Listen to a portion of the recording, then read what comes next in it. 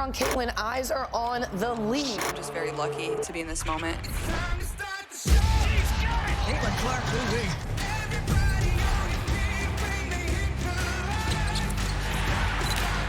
A WNBA record 19 assists. At this point, continue to be myself, and I think a lot of good will come from that.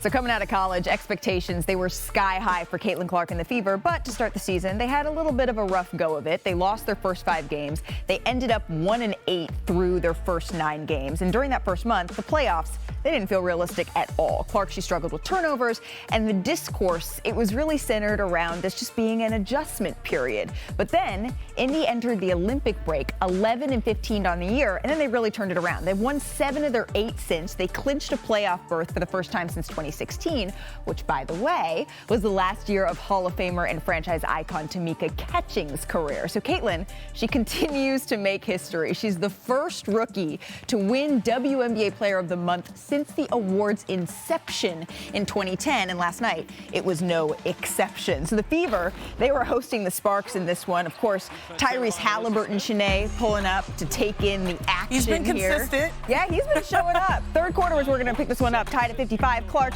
hits the crossover. What?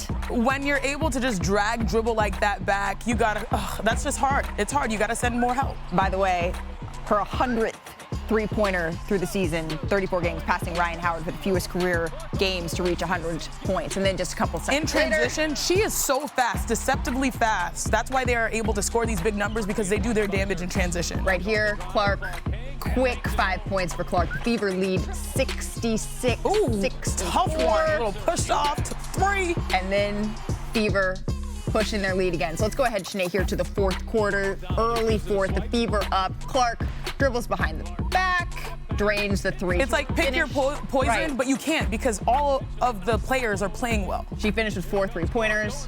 And Clark, what?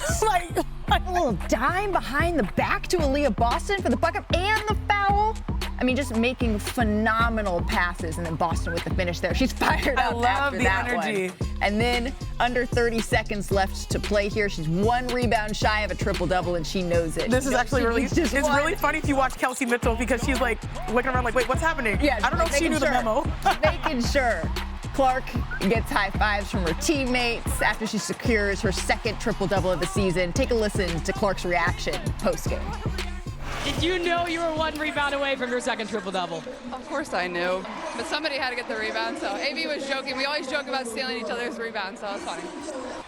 I mean, of course she knew. She was hunting that rebound down. 24 points, 10 rebounds, 10 assists. The Fever win their 5th in a row for the first time since 2015.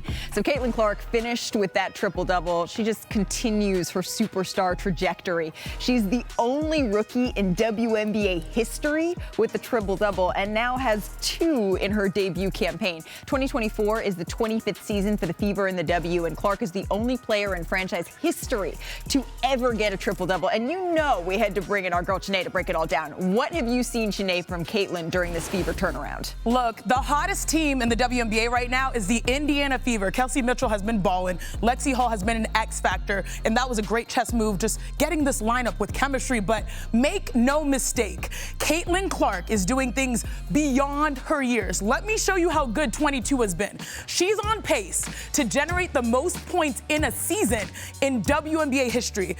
As for this win streak, though, Caitlin has created 224 points between points scored herself and points assisted. That's almost 45 points per game, and the most by any player ever during a 5-game win streak. So let's take it to the court so I can show you how she gets it done.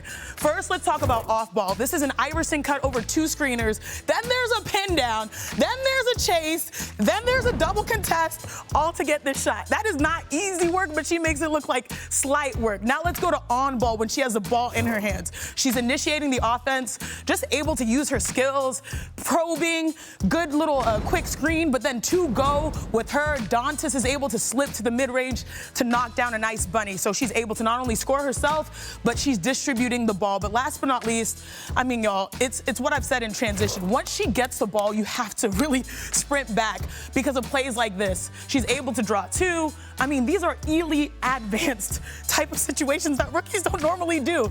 She just just had her second triple-double, but don't sleep on her double-doubles. She has had 7 games with 20 points and 10 dimes. That's the 3rd most in league history.